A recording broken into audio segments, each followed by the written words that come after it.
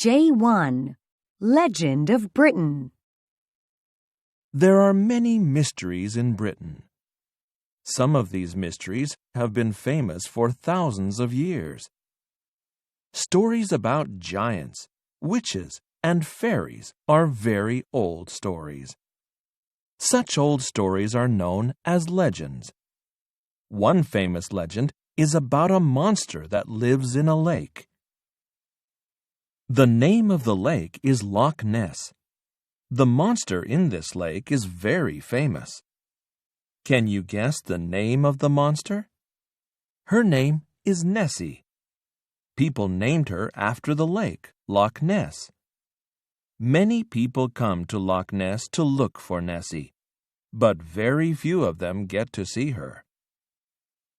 There is a popular story about a man who frightened Nessie.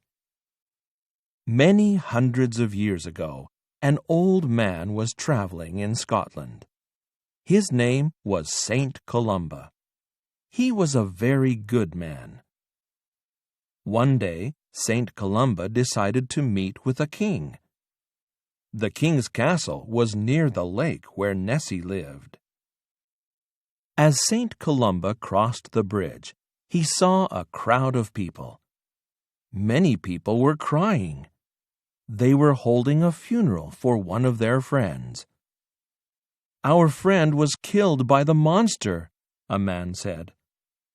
"The monster is very scary," the people told Saint Columba. An old woman said, "My husband was eaten by the monster."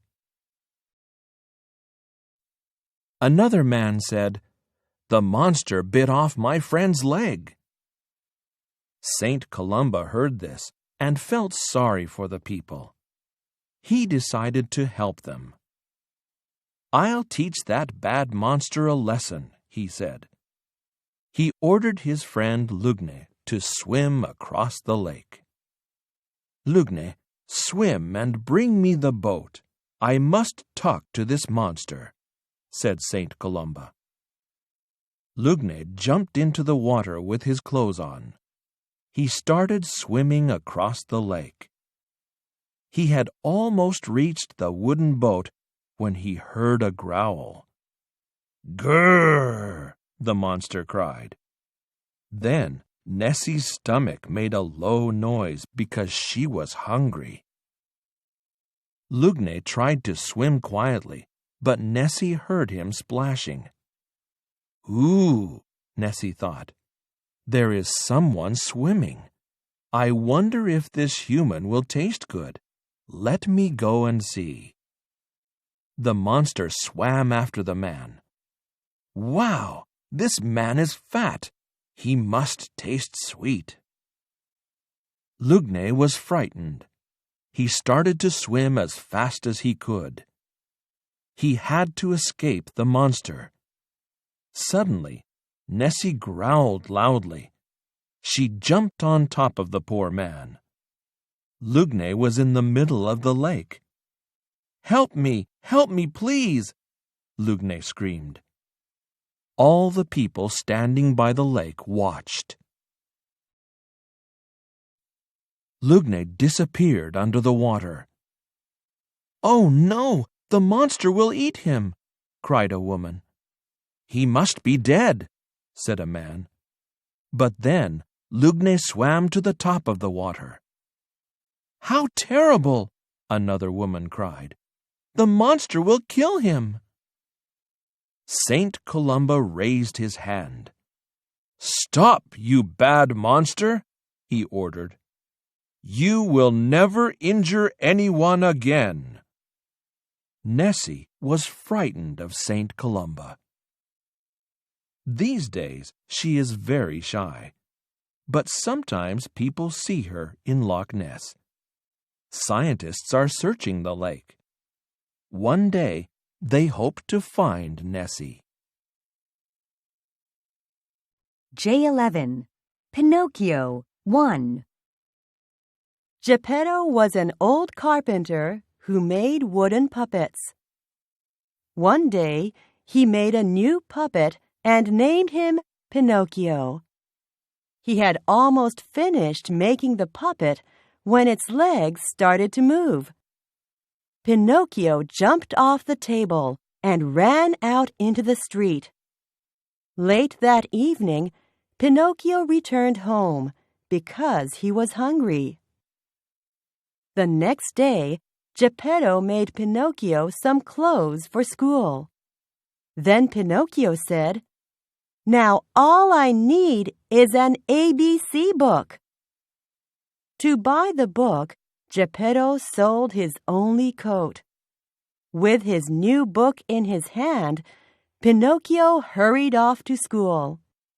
On his way to school, Pinocchio heard strange music and followed it. He arrived at the great puppet theater. Pinocchio sold his new book to buy a ticket to see the show. He was excited as he watched the show. Suddenly, the music stopped, and the puppets on stage called out his name. "Pinocchio, come up on stage," the puppets said. While he was climbing up on stage, the crowd grew angry at the interruption. Just then, the director came out from the side of the stage to see what was happening. He grabbed Pinocchio by the neck.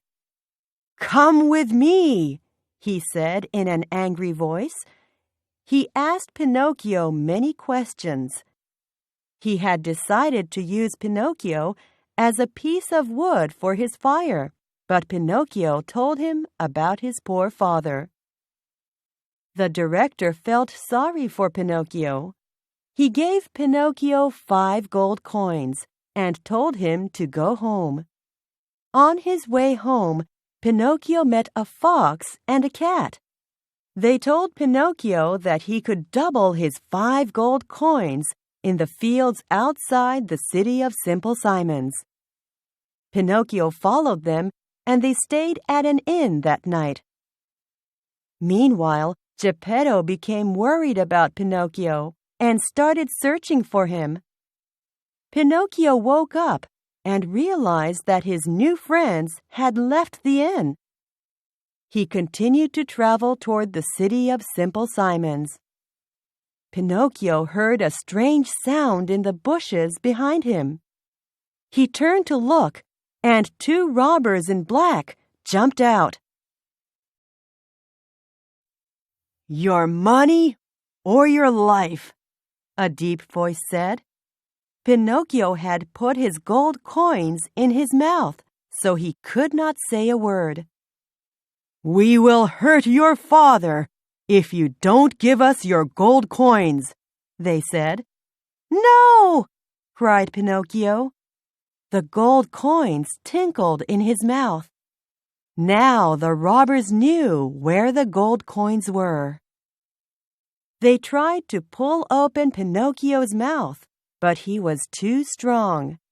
He escaped from them and ran into the forest. The robbers chased after Pinocchio. They caught him and hung him from a tall tree. However, they got tired of waiting for the money to drop from his mouth and left. The next day, a lady looked out of her cottage window. She saw Pinocchio hanging from the tree and clapped her hands 3 times. A large bird flew down to the cottage.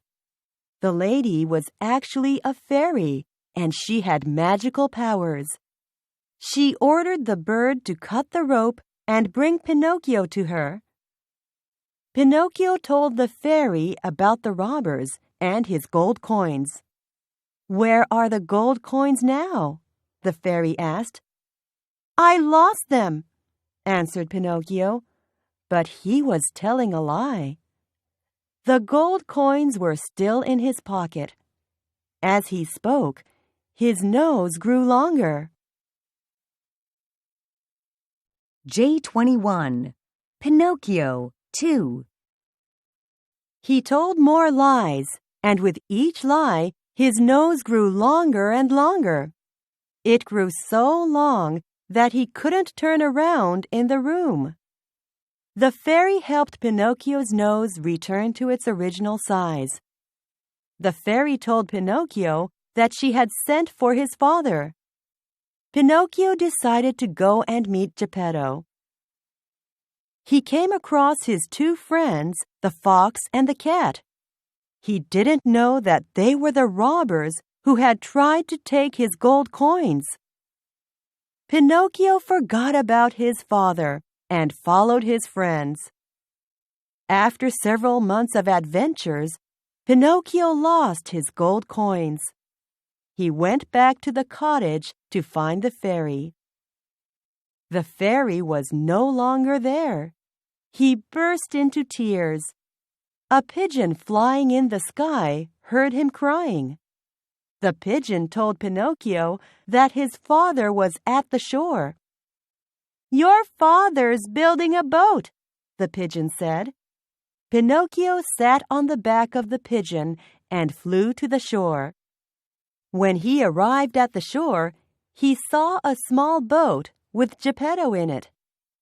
A huge wave made the boat disappear. Immediately, Pinocchio dove into the water. "I'll save him! I'll save my father!" he cried. Pinocchio swam hard, but he couldn't find his father. Pinocchio saw an island in the middle of the sea. As he swam toward it, he was swallowed by a huge shark. It was dark inside the shark, and Pinocchio burst into tears. "Help!" he cried. "Where am I?" Pinocchio saw a faint light in the distance. As he got closer, he saw a candle and a little old man sitting at a table. Pinocchio was surprised. "Oh, Father, I have found you at last!" Geppetto could not believe it was Pinocchio. They talked about their travels and adventures. Geppetto explained that they were in the stomach of a giant shark. Geppetto took Pinocchio by the hand and said, "While this candle can still give us light, let's explore inside this shark and see what we can find." They were in the stomach of the huge shark for many months. A lot of different kinds of food and drink had also been swallowed by the shark, so they were able to survive. Pinocchio looked at his wooden body. He remembered that the fairy had promised to make him a real boy if he was good. He still wanted to become a real boy. Every day he took care of his father. One day, when the shark was sleeping, Pinocchio said, "Let's escape! The shark is asleep and the sea is calm." They crossed the shark's tongue and jumped over its teeth. Geppetto held onto Pinocchio's neck as he swam away from the shark. Many days passed before they finally reached an island. They started to walk along the shore, but were exhausted and fell down. Soon they were both asleep. As Pinocchio slept, he dreamed about the fairy. In Pinocchio's dream, the fairy kissed him and said, "As a reward for being good, I will keep my promise." Pinocchio woke up and opened his eyes wide. When he looked at his body, he saw that he was no longer a wooden puppet. He had become a real boy at last. J31. Captain Cook. The school children were excited. They were going to visit the replica of the Endeavour in Sydney, Australia. The Endeavour was the name of Captain James Cook's first ship. People dressed as the captain and the crew were going to show what life was like on the ship. "Welcome to the Endeavour," said a man as they walked onto the ship. My name is Captain James Cook, and this is my crew." "Wow," said Jessica as she looked around at all the people. Their clothes were the same as those worn by sailors in the 18th century. "Please ask questions at any time," said the captain. A hand went into the air. "Why are you famous?" asked a young boy. "That's a good question," replied Captain Cook. "I made 3 major voyages during my life. I discovered many islands in the Pacific Ocean and was lucky enough to visit most of the continents on Earth. The maps I made were also considered very detailed." "Did you go to Tahiti during your first voyage?" asked Andrew. "Yes, that's right. I had been asked to take some astronomers to Tahiti to see a special event in the sky," said the captain. "Did you know that I had also been given secret orders?" "Really?" said Andrew. "What were they?" "I had to sail from Tahiti and try to find a great piece of land. We could not find it, and so continued on to New Zealand. I sighted New Zealand's second island and made a detailed map. Then we went to Australia's east coast. We first landed at Botany Bay," said Captain Cook. "How did you decide names for places?" asked one of the students. "Well," said Captain Cook, "first it was called Stingray Bay. However, we found hundreds of different plants there, so I changed the name to Botany Bay. On one voyage, I named Young Nick's Head in New Zealand after one of my crew, Nicholas Young. He was the first to see that place." They were now down below the deck and were looking at where the crew slept and ate. The children were surprised. There were life-size copies of a goat, some pigs, and cows. "Did you really travel with animals?" asked Jessica. "Yes, we did. We got fresh milk from the goat," replied one of the crew. "What else did you eat?" asked Andrew. "We had dried soup, concentrated fruit juice, beans, and some vegetables. We caught fish, birds, and sometimes seals," said Captain Cook. "The captain is famous for helping to stop scurvy," said one of the crew. "He was very strict with our food. We also had to keep the ship very clean. All of this stopped scurvy from being a problem on our long sea voyages." "Who was on your ship?" asked a student. "We had sailors, of course," said Captain Cook, "and men who studied different sciences. Also, artists who could draw the plants, animals, and people that we saw. We had a doctor and 2 Polynesian native men on board as well. They helped us talk with people in some of the new countries." "Did you enjoy your life as a sailor and explorer?" asked Jessica. "Yes, I did very much," said Captain Cook. "I was able to see many countries, learn many new things, and provide new information that made history. But most of all, I loved the adventure of sailing the ocean." J41. Where does money come from? Paul had been given a new money box for his birthday. As he put his first coin into it, he asked, "When did people start using money?"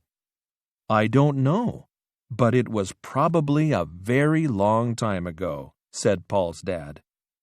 "Let's look it up on the internet after breakfast."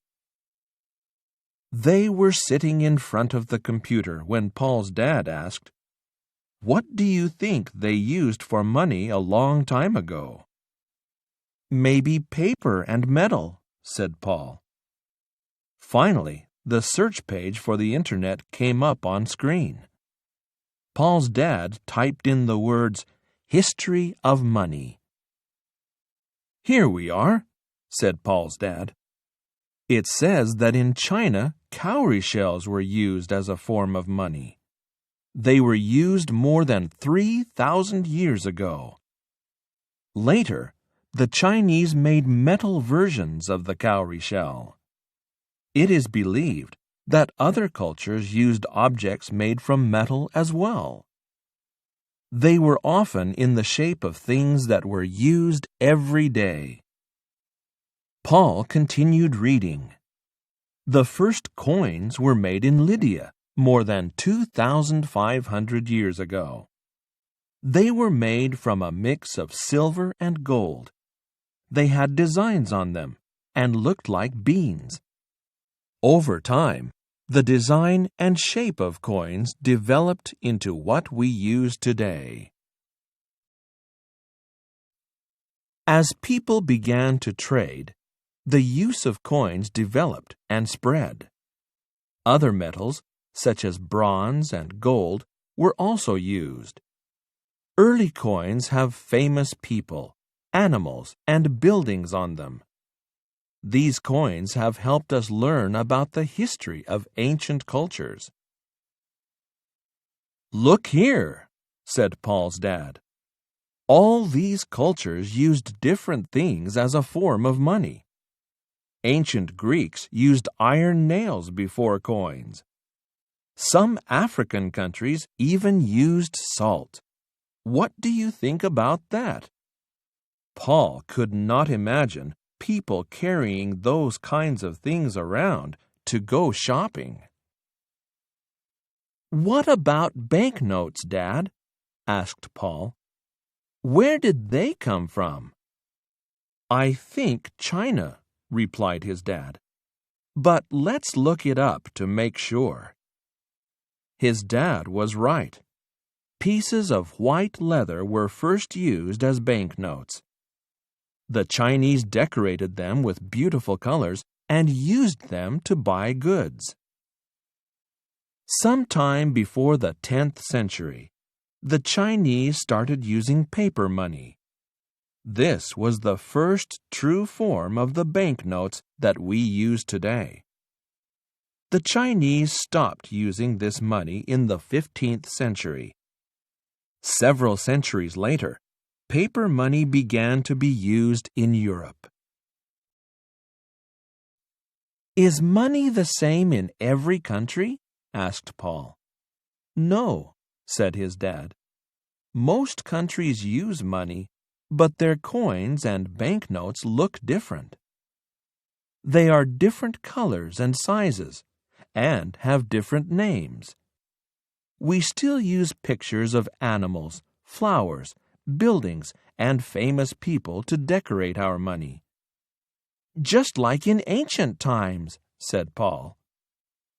"Today, we also use new forms of money, like credit cards and bank cards," said Paul's dad. "We use these instead of coins and banknotes." "I wonder what money will look like in the future," said Paul. "Maybe we will only use cards and electronic forms on computers," replied his dad.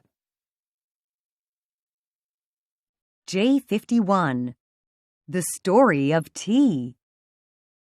Did you know that tea is one of the most popular drinks today? There are many kinds of tastes and colors.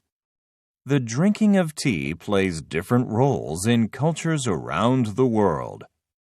In some countries, it has become an important social activity, while in others, it has become a tradition. Let's go and explore the world of tea. The beginnings. The legend of tea began about 4,700 years ago in China. Emperor Shen Nong was traveling to a distant area of China. While he was waiting for his water to boil, a leaf from a wild tea bush fell into it. The leaf turned the water brown, but the emperor still drank it. It tasted good, and the idea of drinking tea began. Tea on the move. China was the first major producer of tea. In the 8th century, monks took seeds of the tea plant to Japan. There, the growing and drinking of tea became popular. In the 16th century, traders and missionaries who had traveled to Asia took tea back to Europe. Holland was the first European country to develop a taste for tea. Next, people in France and Germany began to drink it. However, in the 17th century, tea became very popular when it reached England. At first, tea was a drink for the rich, but as it became cheaper, it was enjoyed by all. A tradition of tea. Traditions also developed with the drinking of tea. In England, a lady of nobility started the tradition of afternoon tea. In those days, dinner was eaten late. The drinking of tea with some food stopped her from feeling hungry. Soon she started inviting other ladies to join her in the afternoon. Meeting with friends has become an important part of afternoon tea. Growing tea. As tea became popular around the world, more countries began to grow it. Major tea-producing areas are China, India, and Sri Lanka. The most common varieties of tea are black, green, and oolong. They all come from the same tea plant, but are processed differently. How is tea drunk? Tea is usually drunk hot. Black tea can be served plain, but sometimes milk, sugar, or lemon are added to it. In some countries, such as India, spices are used to make masala tea. In Egypt, sugar and mint leaves are used to make traditional tea. People in Russia like their tea sweet and use jam or honey. Green tea and oolong tea are traditionally drunk without adding anything. They can also be drunk cold. How do people in your country drink tea? Iced tea has become a popular drink in many countries, especially during the hot summer months. It is said that iced tea was developed by accident. At the 1904 World's Fair in St. Louis, USA, a trader was preparing hot tea samples. There was little interest in his tea because the weather was so hot. Without thinking, he put ice into his hot tea, and so the idea of iced tea was born. The future of tea. With each new generation of tea drinkers, and as more people travel the world, new combinations of tea drinks are being made. Herbal teas have also become popular. Sometimes they are mixed with fruit and spices. Research today has also shown that some types of tea, like green tea, are very good for you. J61. Ocean animals. The ocean provides a home for many different animals.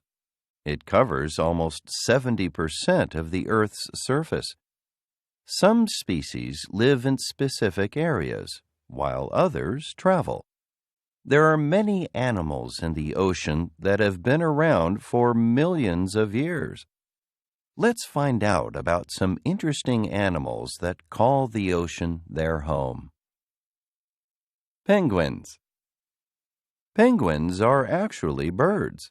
They have a black body with a white front.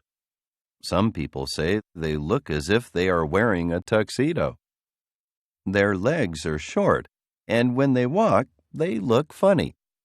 Although penguins are birds, they cannot fly through the air. However, they are said to fly through water. This is because of the way the penguin's body and wings move. This movement and the shape of their body allow them to travel through water very fast. It is believed that the ancestors of the penguin were around 65 million years ago. These days, there are about 17 different species of penguins. Penguins cannot breathe under the water. They can hold their breath for a long time, but jump up out of the water when they need to breathe. Like us, penguins also need to drink water to survive. Unlike us, penguins can drink seawater. Their bodies can filter out the salt and turn it into fresh water.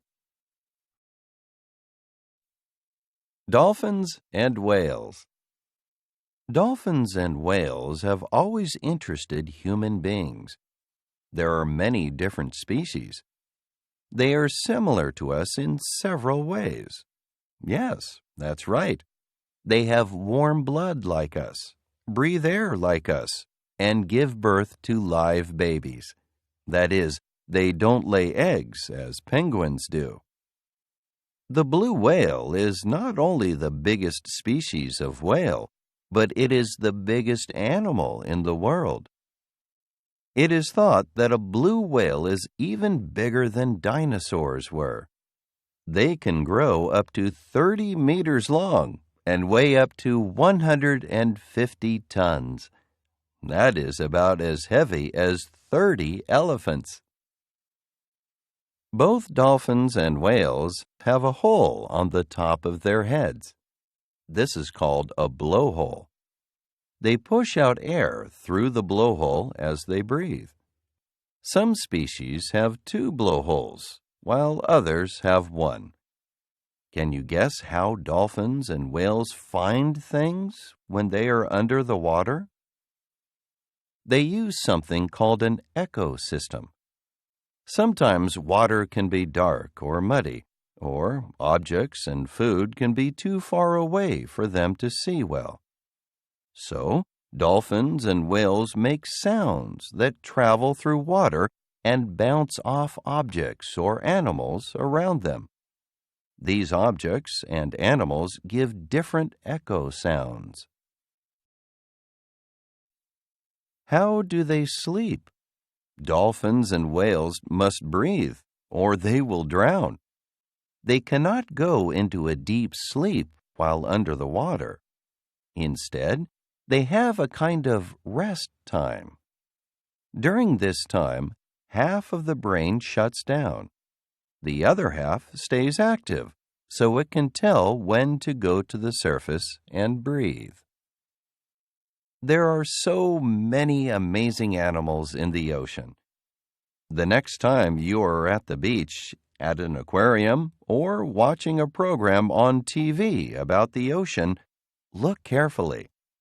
These animals are very interesting. I hope you have fun in the future learning more about them.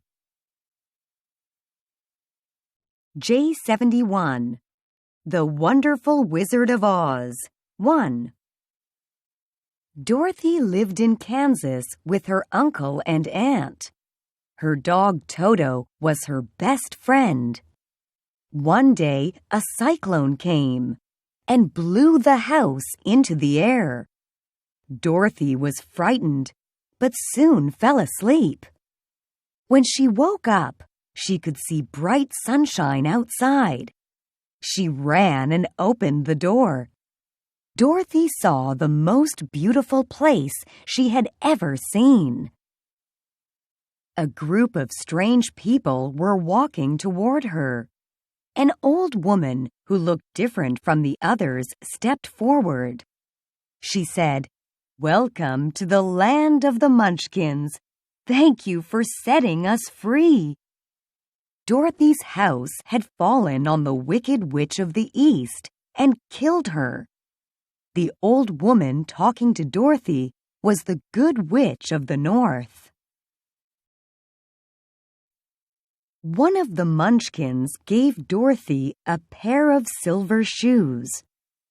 They had belonged to the Wicked Witch of the East and had special powers. "I want to go back home," Dorothy said.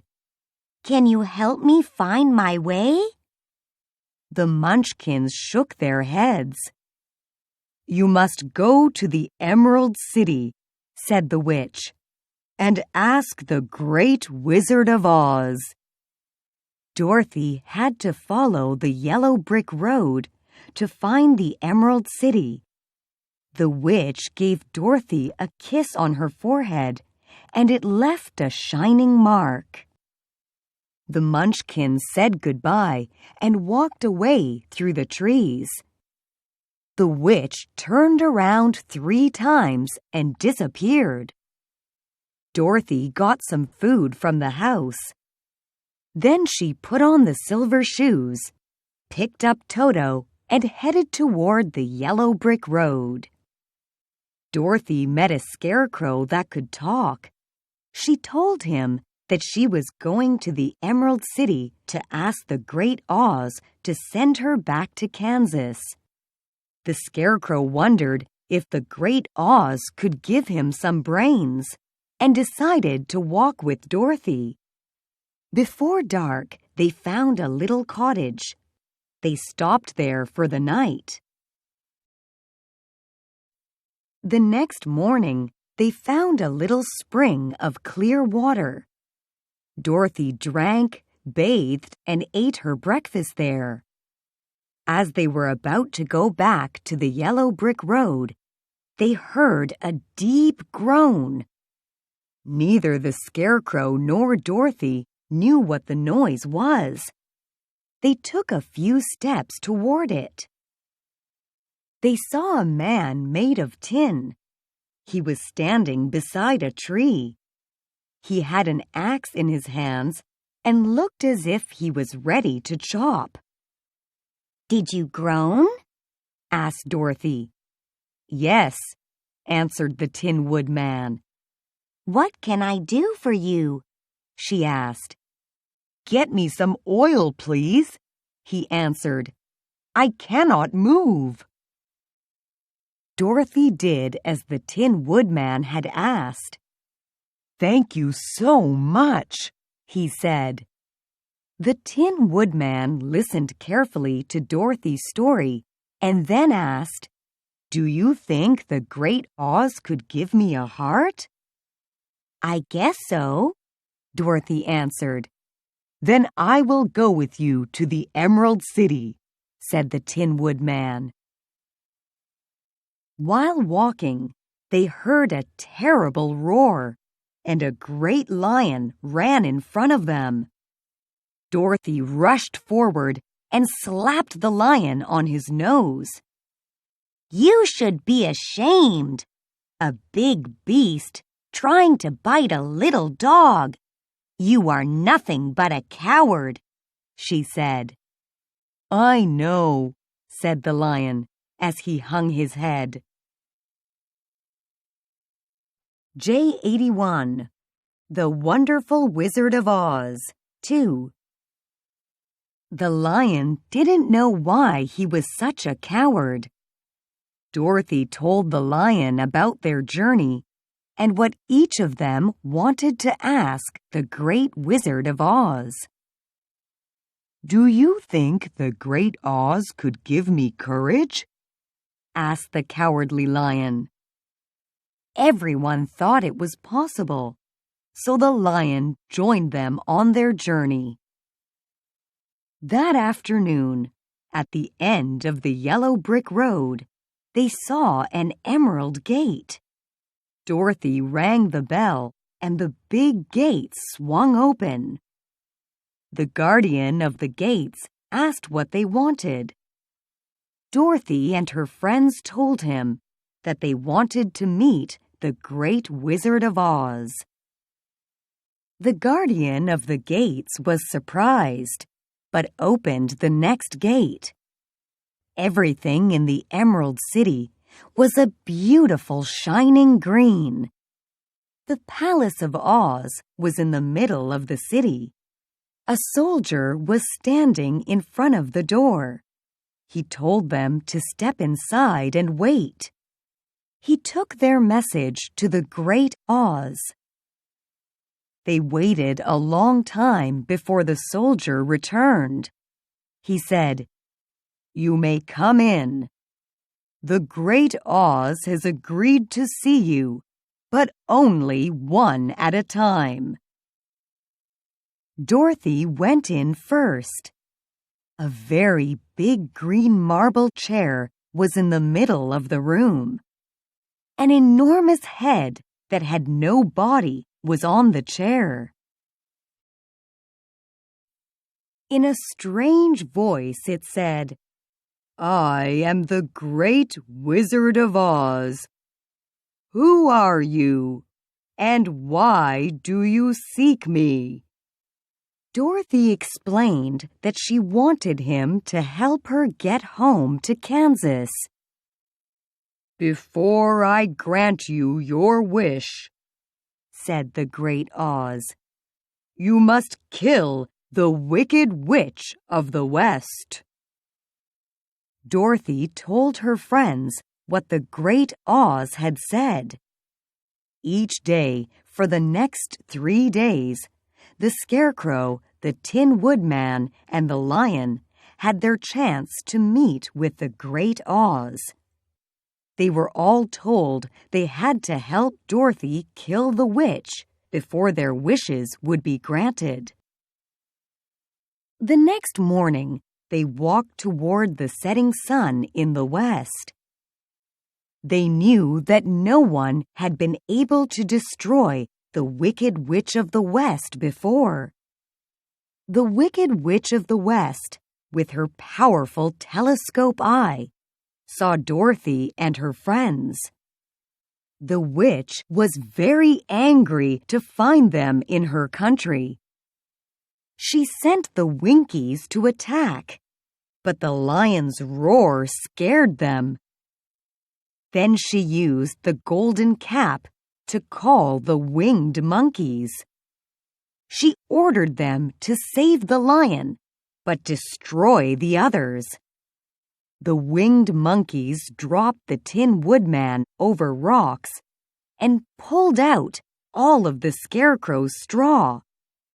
Then they picked up the lion and flew to the witch's castle. Dorothy had the mark of the good witch on her forehead, so they took her to the castle. Poor Dorothy became the Wicked Witch's slave. The witch wanted the power of Dorothy's silver shoes. She used magic to make Dorothy fall over. Then she grabbed one of Dorothy's silver shoes. "Give me back my shoe!" Dorothy said angrily. "I will not," said the witch. Dorothy was angry, so she picked up a bucket of water and threw it over the witch. The witch gave a loud cry and began to melt. Water was the one thing that could kill the Wicked Witch of the West. J91. The Wonderful Wizard of Oz 3. The Winkies were now free from the Wicked Witch of the West. Dorothy ran and freed the lion. The Winkies helped Dorothy and the lion search for their friends. They fixed the Tin Woodman and stuffed the Scarecrow with new straw. Dorothy found the golden cap and took it. After walking for 2 days, they realized they were lost. The words on the inside of the golden cap had magical powers. Dorothy read them. Soon the sky was filled with winged monkeys. they carried Dorothy and her friends to the Emerald City. The guardian of the gates took them to the palace at once. When they entered the room, they heard a voice. The voice told them to come back tomorrow. Suddenly, Toto jumped and pulled down the curtain. A little old man was standing behind it. "I am the Great Wizard of Oz," said the little man in a trembling voice. Dorothy and her friends were angry because the Great Oz said he was just a common man with no special powers. "Well," he said with a sigh, "if you come back tomorrow, I will grant your wishes." The Great Oz knew he did not have any special powers, but was sure he could think of something. The next morning, the Great Oz fulfilled their wishes. First, he stuffed the Scarecrow's head with many things. Next, he put a pretty heart made of silk into the chest of the Tin Woodman. Then he made the lion drink something to give him courage. For Dorothy, the Great Oz built a hot air balloon. The Great Oz decided to fly back to Kansas with Dorothy. The Great Oz told his people that the Scarecrow would rule over them now. When the balloon was filled with hot air, the ropes broke and it flew up into the air. Dorothy and Toto could not get into the balloon in time. Dorothy cried. How would she get home now? The palace soldiers suggested that they go to Glinda, the Good Witch of the South. While they were traveling south, the lion helped a group of animals defeat a horrible monster. They came to a steep hill covered with big rocks and strange men, and couldn't pass through. Dorothy called the winged monkeys, and they carried them over the hill. They arrived at the Good Witch's castle. "I want to go back to Kansas," Dorothy said. "I can help you," said Glinda. Then she asked the others what they wanted. The Scarecrow wanted to return to the Emerald City. The Tin Woodman wanted to go to the land of the Winkies.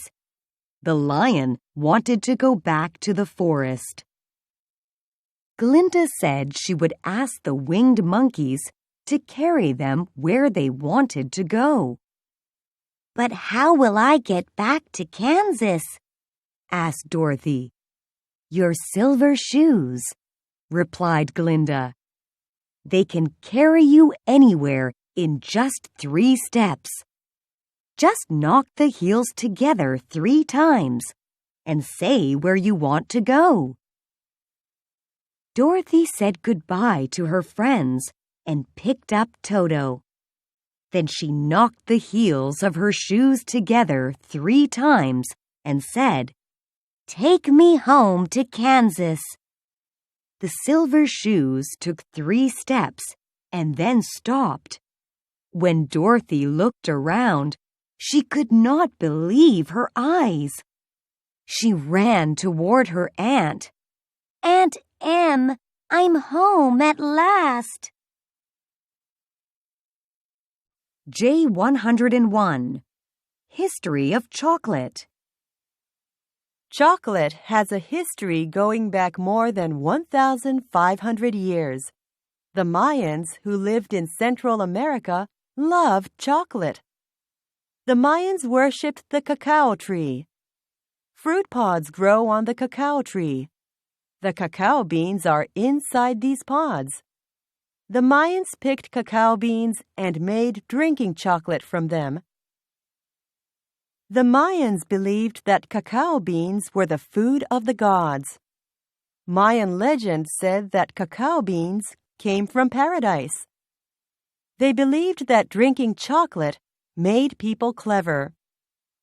After the cacao beans were prepared in a special way, they were dried in the sun. At this stage of the process, you could smell cocoa. Cocoa is the name for drinking chocolate. The Aztecs, who lived in Central America, liked to drink cocoa. Both the Aztecs and the Mayans added spices, which made it taste bitter and spicy. The Aztecs thought highly of cacao beans, which were used like money. People used to pay taxes to the emperors in cacao beans.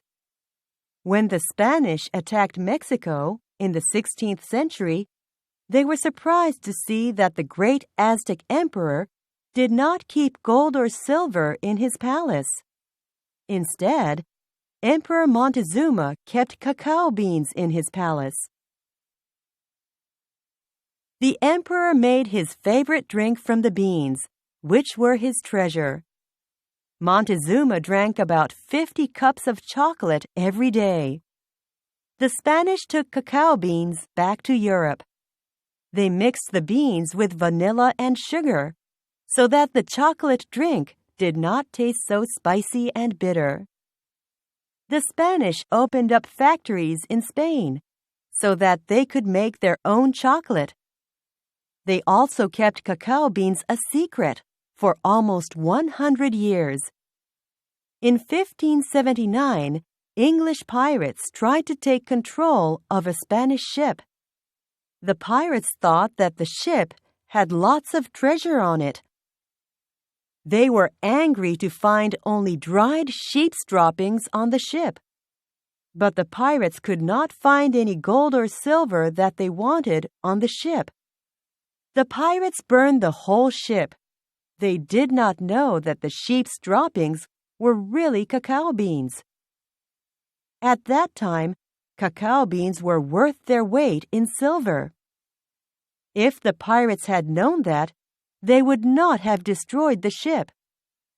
An Italian traveler found out the secret of chocolate in 1606.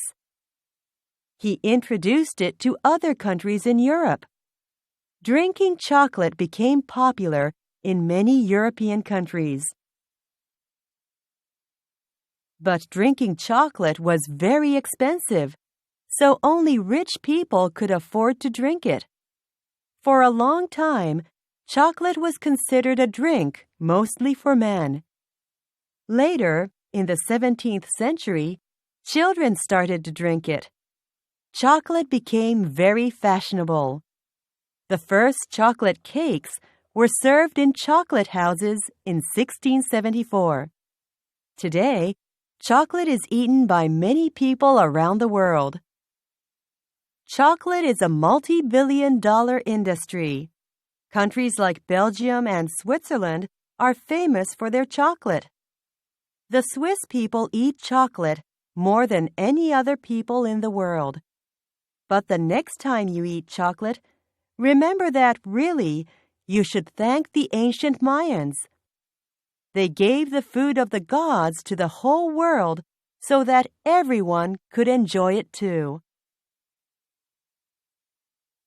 J111. Dreaming of Flight. Have you ever looked at a plane and wondered how it was made? Humans have wanted to fly like birds since ancient times. One Greek legend talks about Daedalus, who made wings to fly. History records show that people put wings on their arms or used large pieces of cloth to try to fly like birds. History records show that a kite was the first man-made thing to fly. It is believed that kites were developed in China more than 2,400 years ago. Over the centuries, kites have been used for sending messages, for fun, and even to test weather conditions. Hot air balloons, gliders, and modern-day planes were all developed on the same lines as the kite. Many people in history have contributed to the development of flight. A few made important contributions. Leonardo da Vinci was the first. During the 15th century, he wrote down many ideas about the science of flight. He also studied how the wings of birds move when they fly. He drew hundreds of drawings for these, as well as amazing flying machines. Leonardo's notebooks were lost for many centuries. Once discovered, it was clear that his designs were the first important ideas of human flight. His pyramid-shaped piece of cloth is thought to be the first parachute. He designed the basic form of the modern-day helicopter, and one of his most well-known designs was a glider. About 300 years later, the next major stage of development occurred. The Montgolfier brothers of France made the first hot air balloon. The first passengers that traveled in it were a rooster, a duck, and a sheep. Today, hot air balloons are used in sport and adventure activities. George Cayley and Otto Lilienthal were the next two men who made important developments in the world of flight. These two men also developed new ideas by studying the flight of birds. George Cayley developed the idea of a slightly curved wing. His 1799 design shows the basic form of the modern plane. The first short flight of his glider was in 1849 in England. Around 40 years later, in 1891, Otto Lilienthal made many different glider designs, which showed the importance of control. In 1896, he designed a biplane powered by a small engine, but was not able to test it. Both men also wrote books about flight. These books provided important information for the Wright brothers. The last major stage of flight was when the Wright brothers made history. Their dreams of flight began with a toy helicopter from their father. Then they studied and tested gliders and the control of them. One difference was that their plane had wheels. Also, for the first time, they used a track which allowed the plane to take off smoothly. On December 17, 1903, the Wright brothers' first successful powered flight occurred. It flew 120 feet and was in the air for 12 seconds. 3 more flights were done that day. The longest distance was 852 feet. New ideas by many people in engine design, materials, and fuels have had an effect on modern planes. Once the sky had been conquered, there was only one place left to go. Travel to space has been the latest stage in our dreams to fly. The first rocket into space was in 1948, and it carried a monkey. From there, mice, dogs, and finally humans were sent into space. How will flight change in the future? J121. The Prince and the Pauper. 1. Tom Canty was born in a poor part of London. His father, John Canty, was a thief. His mother was a beggar. His parents did not want him. On the day when he was born, Edward Tudor was also born. Edward's father was Henry VIII, King of England. Tom lived on a dirty street. Many poor people were living in the same building. His clothes were rags.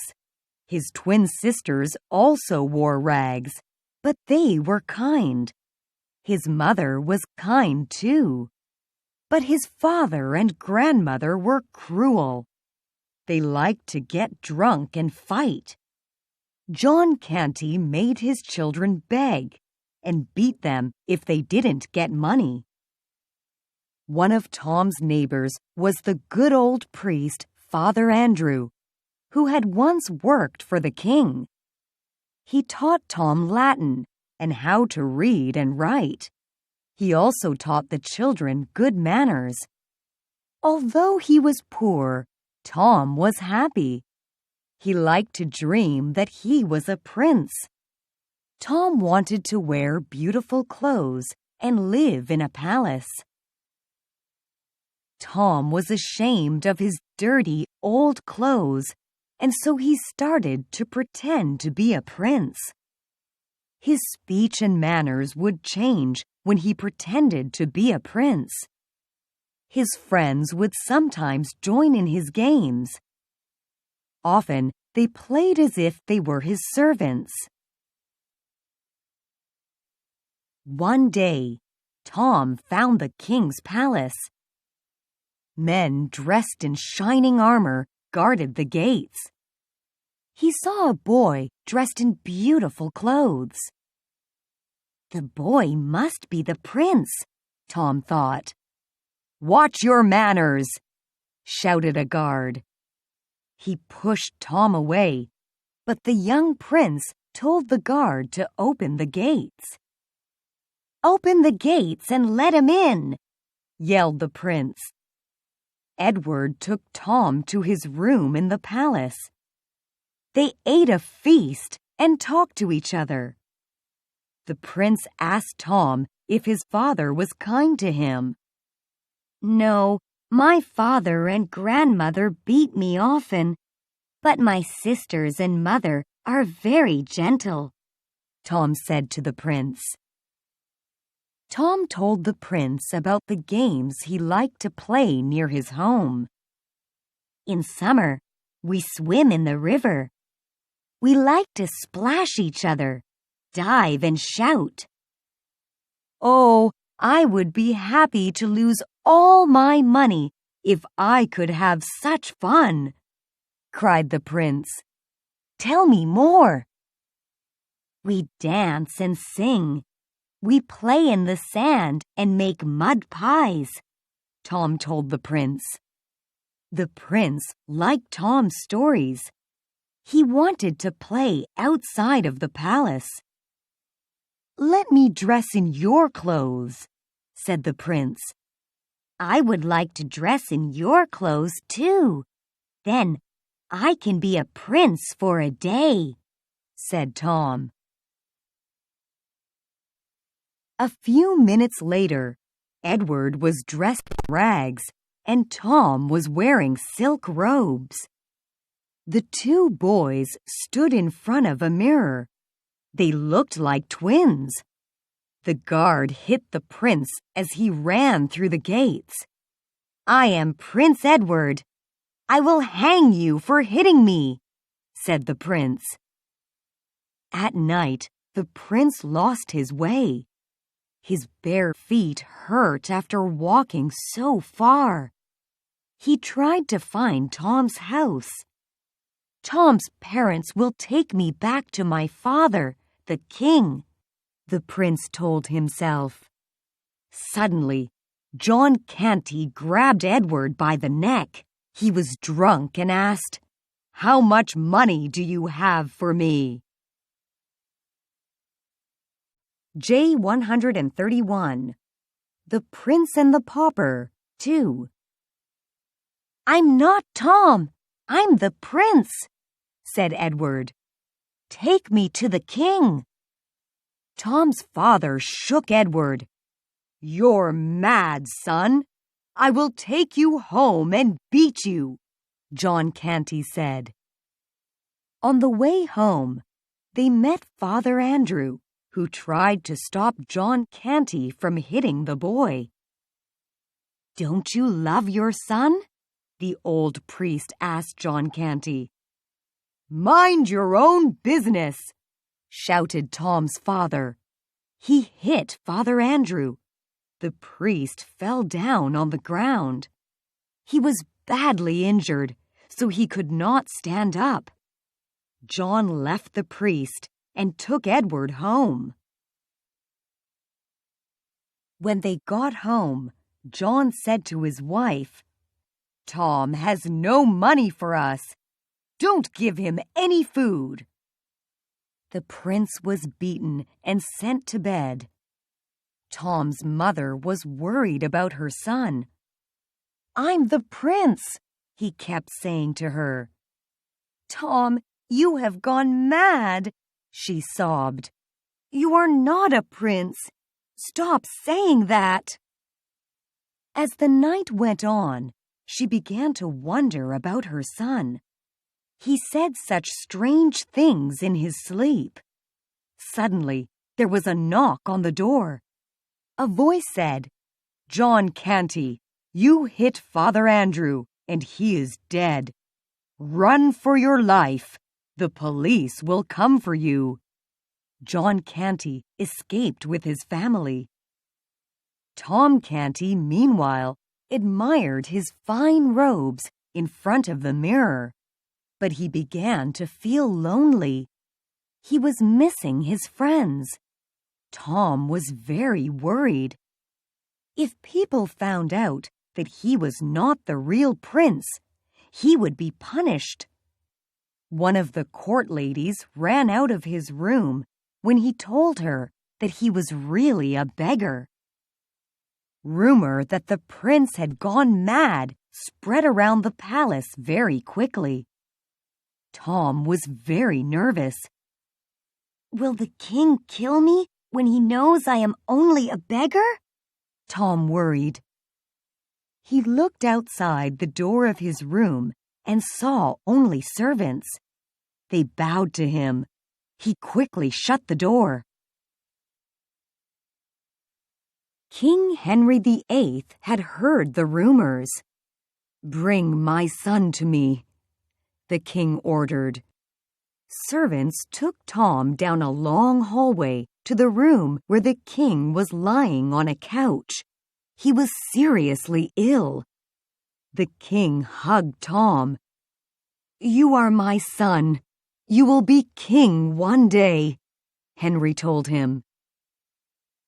King Henry VIII could not understand why his son could not remember details about his life. "What is this silly game you're playing?" he asked Tom. "You must have a fever. I order my doctors to make you well." The king decided to hold a party for his son, who would one day become king. The next day, Tom was dressed as the prince and went to the party. He had many servants to look after him. Later, everyone returned to the palace to rest. The king was upset because he could not find his grand seal. He used the special seal to stamp all his letters. While all this was happening, the true prince had managed to escape from John Canty. Edward was very angry when he found out that there was a party for the prince. "That Tom Canty is a liar! I'm the real prince," Edward told himself. "I will have Tom Canty killed for this crime." J141. The Prince and the Pauper, 3. The prince stood outside the big hall where the party was being held. He ordered the soldiers to open the door. Everyone laughed when he said that he was the real prince. People wanted to throw him into the pond. But then a man said to Edward, "Don't worry, I will help you. My name is Miles Hendon." Miles saved Edward from being hurt by the crowds of people. He led him through the dark streets of London. Suddenly, someone said, "The king is dead!" The little prince became very sad. Tears started running down his cheeks. his father was dead. Now Edward was the king. Miles took Edward to an old, dirty inn. "Miles, thank you for helping me. I will make you a knight," Edward told him. While eating, Miles started to tell Edward about his own life. Miles's father was a nobleman and quite rich. But his brother Hugh had planned to throw Miles out of the family. Hugh told lies about Miles to their father. "My father believed Hugh, and I was banished from the house. So I became a soldier and went to war," said Miles. Edward was very interested in his story. "I plan to go and see my father. I would like to tell him what has happened to me," said Miles. Edward promised to help Miles tell his father the truth. After a few days, Edward and Miles arrived at Miles's home. Hendon Hall was a beautiful mansion. Miles met his brother, but Hugh pretended not to know Miles. "Don't you know who I am? I am your brother." "Where is my father?" Miles said to Hugh. "I have never seen you before," Hugh replied. "Both my father and brother died many years ago." Miles was shocked to learn of his father's death. He was also surprised that Hugh had taken control of the land that really belonged to him. Hugh became angry. "They are liars!" he shouted. "Put them both in jail!" He ordered his servants. Edward and Miles were taken away to a cold, dirty jail. There were a lot of people in jail. Miles knew that Hugh was cruel to the local people. Many of the people worked on the land. "I will release these poor people," said Edward. A few days later, Hugh had Edward and Miles thrown off his land. They headed back to London. On the day when Tom would become king, Edward went to Westminster Abbey to stop the ceremony. "Do not put that crown on his head. I am the king." People turned to see a boy dressed like a beggar. All were surprised. The beggar looked like the boy who was about to become king. "It is true. He is the king, not me," cried Tom. Tom ran to Edward. He bowed and kneeled before the real king. The king's protector asked Edward many questions. Edward answered them all correctly. The king's protector knew the last question would prove whether he was a liar or not. The protector asked, "Where is the king's grand seal?" Tom helped Edward remember where it was. Edward told the servants exactly where to find it. Everyone was happy to have found the real king. The king made Miles a knight, just as he had promised. Edward also learned how well Tom had ruled the palace. Tom became Edward's best friend. Miles also got back his land from his brother Hugh. Tom, his mother and sisters became rich. They all lived happily ever after. J151, New York, 1. For more than 11,000 years, American Indians have lived in what we now call the United States. They live all over the country and also in Canada. Some of them live in New York, which is one of the greatest cities in the world today. In 1524, Giovanni da Verrazzano, who was an Italian explorer, came to the eastern coast of America. He was hired by France to explore the land. He arrived at New York Bay. Later, the English explorer Henry Hudson came to the area. He thought it was very beautiful. The Hudson River is named after him. By 1625, many Dutch people were living in this area of America. They called their new home New Amsterdam, and more people came to live in this beautiful colony. But the British took control of the colony and changed its name to New York in honor of the Duke of York. New York was a British colony for more than a century. After a war between Britain and some of the people living in the colony, America became an independent country. New York was a busy port of 33,000 people by the time George Washington became the first president of the United States in 1789.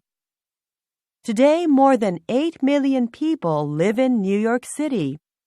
It is the biggest city in the United States. The city is made up of 5 main areas. These areas are Brooklyn, Queens, the Bronx, Staten Island, and Manhattan. They all have a lot of history and interesting things to see. But most tourists spend their time on the island of Manhattan. It is the heart of New York. People often call New York City the Big Apple. It is not clear why the city became known as the Big Apple. New York is a city where many immigrants live. There are people from Asia, Europe, Africa, Central and South America, and the Middle East. People who live in New York are called New Yorkers. New York is also a center for finance, politics, and culture.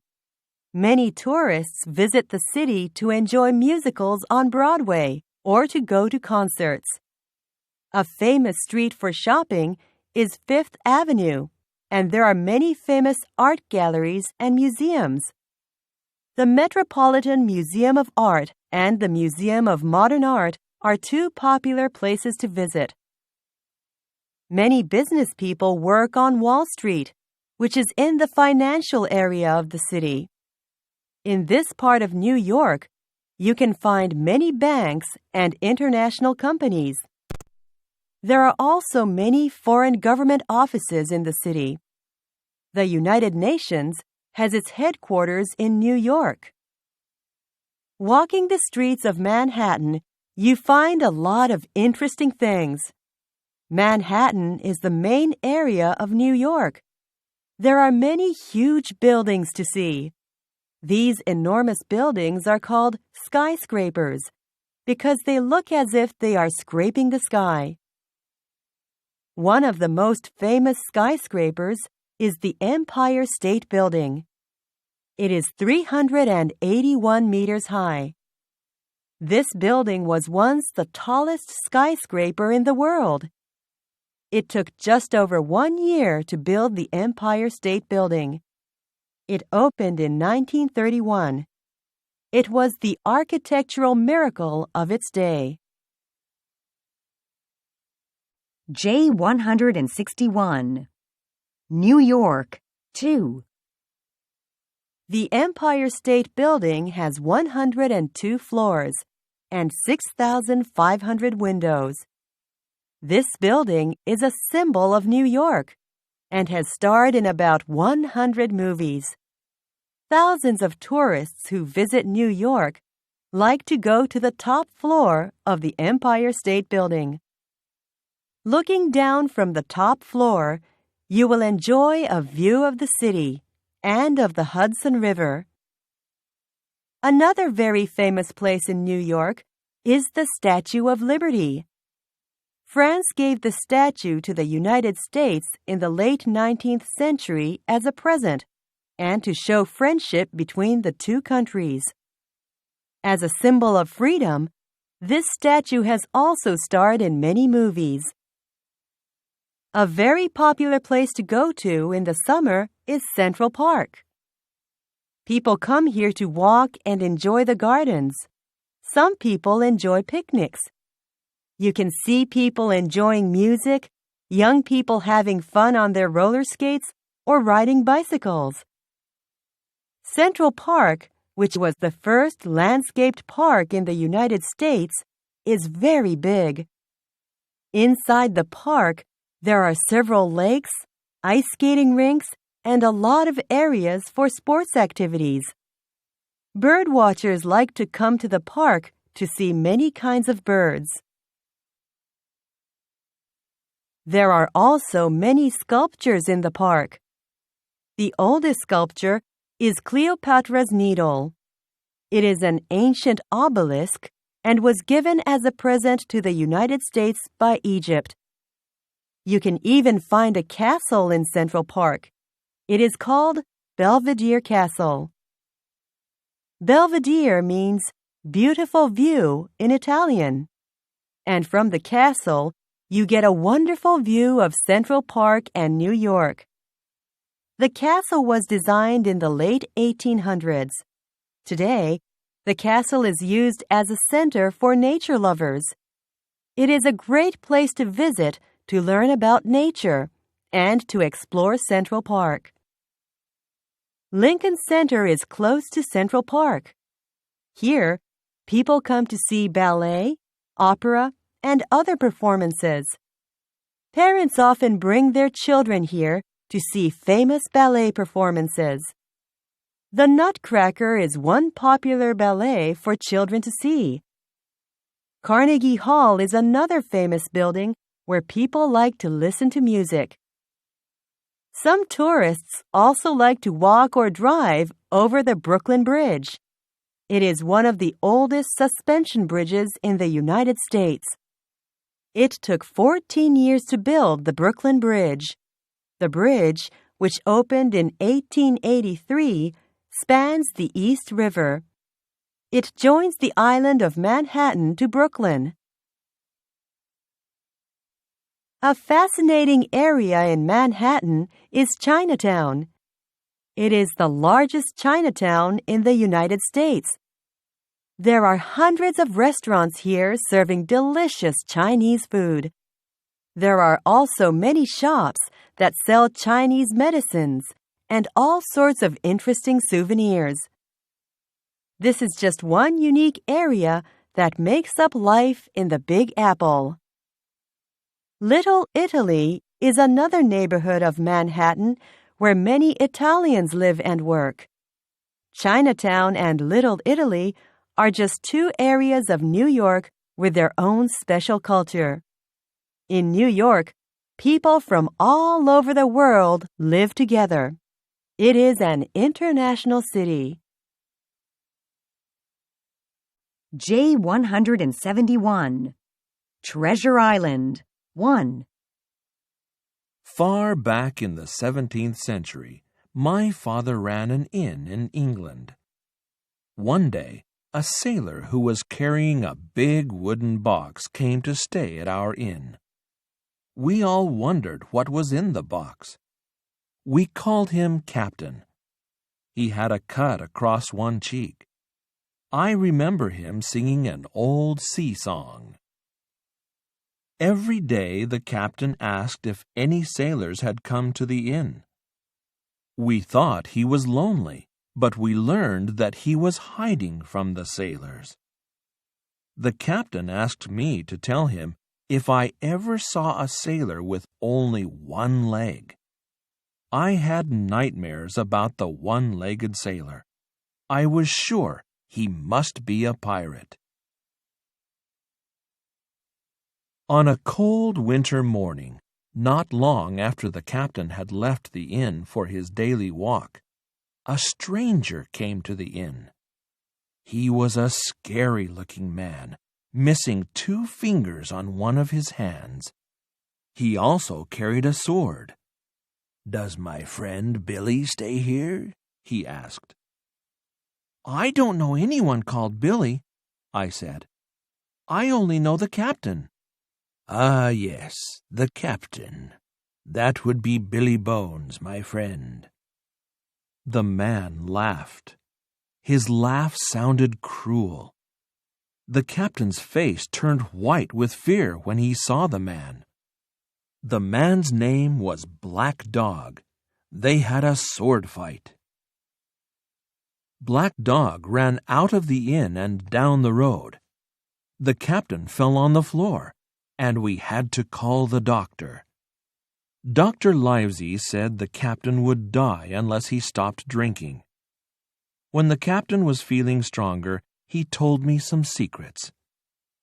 "Jim, listen. Some sailors want the contents of my wooden box."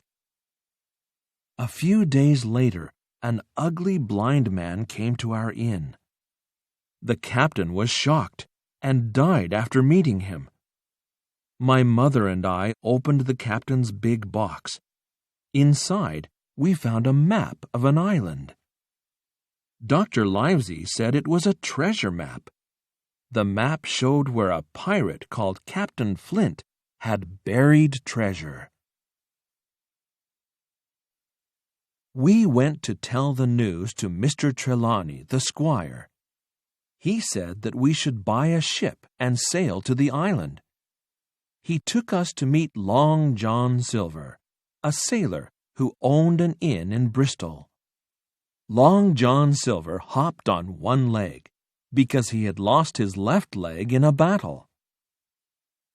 I was worried that Silver might be the one-legged sailor that Captain Billy Bones had been afraid of. But I could see that Silver was not a pirate. He was a very kind, polite man. Silver agreed to be the cook on our ship. I was to be the cabin boy, and Dr. Livesey would be the ship's doctor. The ship's captain did not like Silver and the other crew members. Captain Smollett did not think the crew could be trusted. But we sailed off on our ship, the Hispaniola. The sea was very rough. I liked talking to Silver, whose parrot also made me laugh. The green parrot cried, "Pieces of 8."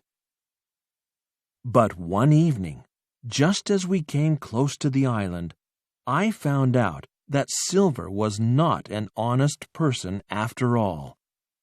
When I was sleeping in an apple barrel, I accidentally heard Silver talking to some of the crew. They wanted to steal the treasure and then kill us. J181 Treasure Island 2. Silver and his friends were pirates. I told the news to Captain Smollett, Mr. Trelawney, and Dr. Livesey. We were all afraid. Mr. Gray and some crew members joined our side, but Silver had more men.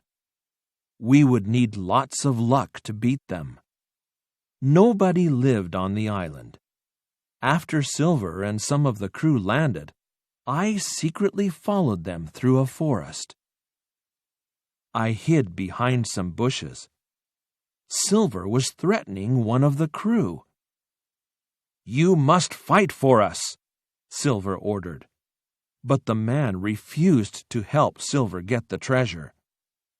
"I've already killed one," laughed Silver. "Must I kill you too?" "I prefer to die," the man said. Silver killed him with a knife. I was so scared that I could not move. After a while, I ran away. Suddenly, I saw something move in the bushes. Was it a man, a bear, or a monkey? I was scared. But it was a man. His clothes were rags, and he was very dirty. "Who are you?" I asked. "I'm Ben Gunn," the man replied.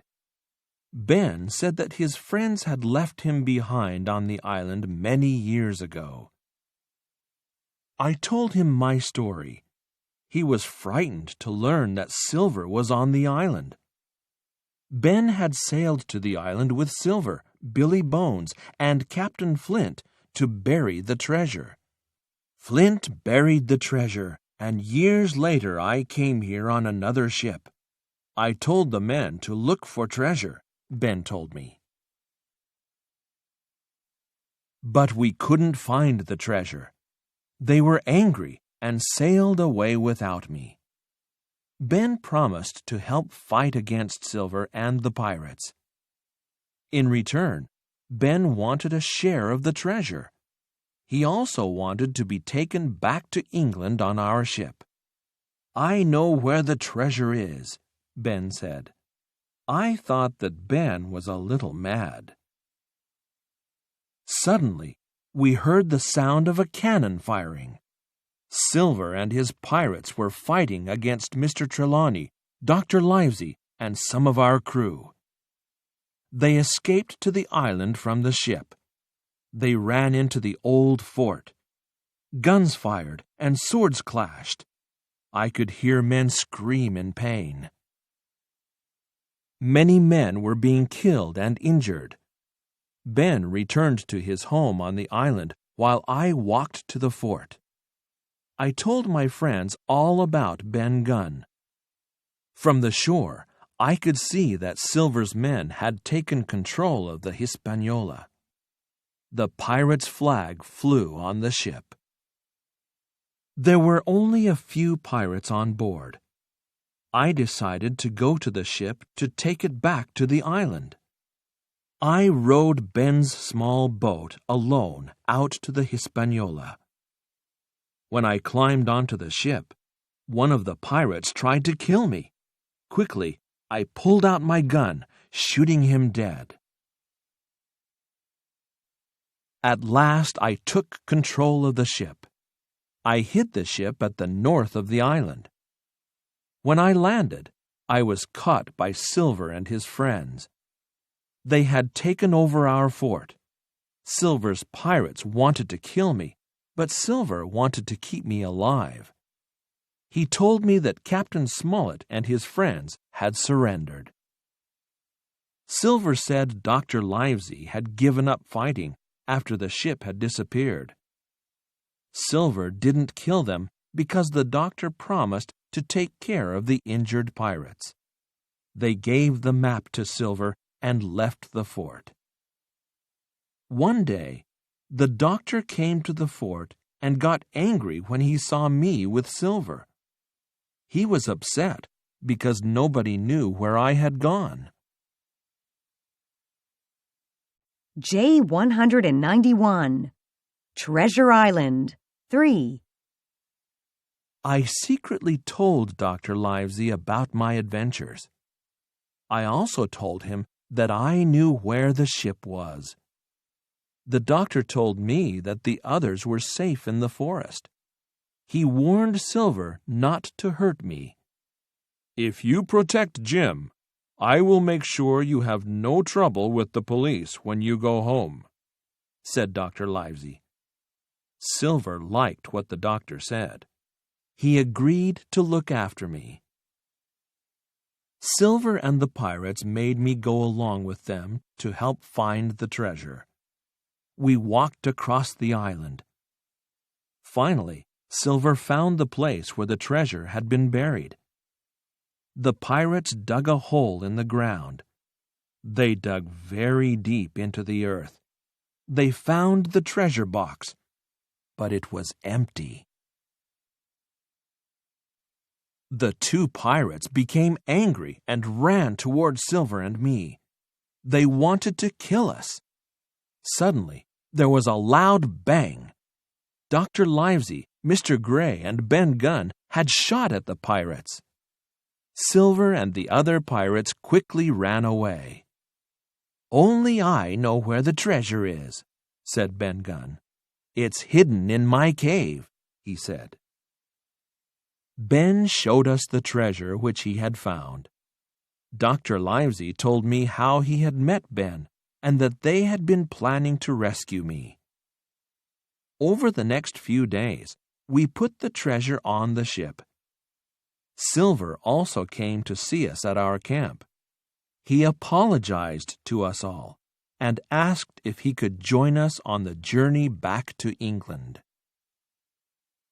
Needing a good sailor, we agreed to let Silver on our ship. Silver was polite to us all. He was a man who could change friends very quickly. He did not make any trouble for us. He was scared of what we might do to him. Silver knew that we could have left him behind on the island. He was grateful to come along with us, but we left the other pirates behind. They would probably go mad or die. We sailed away on a beautiful sunny day. The wind blew hard in the sails of our ship as we moved slowly toward home. Silver was nice to us all as we sailed across the sea. But on the way home, we stopped off at a port on a small island. We all needed to rest and get more food for the journey. While we were staying in the port, Silver stole some of our gold and ran away. Finally, we reached England. Once we were back in Bristol, we shared the treasure. There was plenty of treasure for all of us. We were now very rich. Some of us used our money wisely. Captain Smollett retired from the sea. Mr. Gray saved his money and later bought his own ship. Our good friend Ben Gunn got 1,000 pounds, but Ben was a fool with his money, which he spent in just 19 days. We never heard any news about Long John Silver. Silver was probably living in comfort with his green parrot. There is still treasure buried on the island. Maybe one day someone will find it. But I never want to go back to the island. In nightmares, I see myself on Treasure Island. Sometimes, while sleeping, I dream of Silver's parrot crying, "Pieces of 8! Pieces of 8!"